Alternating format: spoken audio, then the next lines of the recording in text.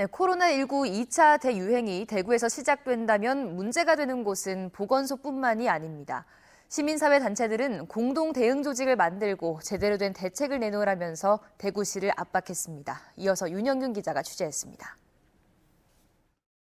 대구시는 코로나19 2차 대유행에 대비해 보건소의 검체 건수를 하루 3,600여 건에서 3배 정도, 부족하다는 비판을 받던 역학조사관도 30명까지 늘릴 예정입니다.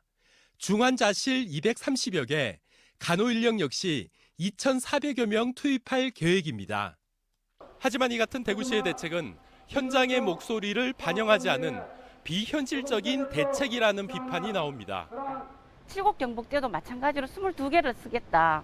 칠곡경북대병원 중환자실을 모두를 쓸 때 그게 가능한 건데, 그러면 일반 환자의 중환자는 어디로 가라는 이야기인지 도저히 이거는 현장에서도 봐도 이거는 현실에서 될 수 있는 계획이 아니다라고 좀 그렇게 봅니다. 대구시는 최근 보건복지국을 시민건강국과 복지국으로 나누는 조직 개편안을 발표했습니다. 정작 필요한 현장 인력 충원 대신 간부 자리만 늘릴 수 있다는 우려와 함께 장애인과 같은 코로나19 취약계층은 더 힘들어질 수 있다는 지적도 나오고 있습니다. 장애인들 확진자가 발생이 돼가지고 병원에 이송을 하려고 그래도 병원이 확보가 돼도 돌봄 체계가 확보가 안 돼가지고 이게 곤란을 겪었던 경우가 있었고요. 아예 지정병원을 하나 지정을 해가지고 그렇게 통합적으로 지원할 수 있는 체계를 운영을 해야 됩니다.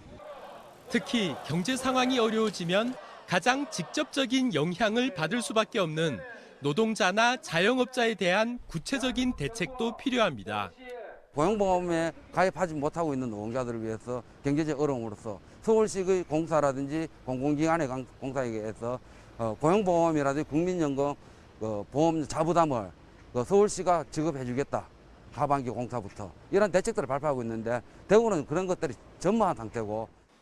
시민사회단체들은 지난 메르스 사태 때 감염병 전문병원 설립과 전담병원 지정 등 여러 공중보건 의료 강화 방안이 논의됐지만 시간이 지나면서 흐지부지 됐다며 대구시가 구체적이고 적극적으로 대응하라고 요구했습니다. MBC 뉴스 윤영균입니다.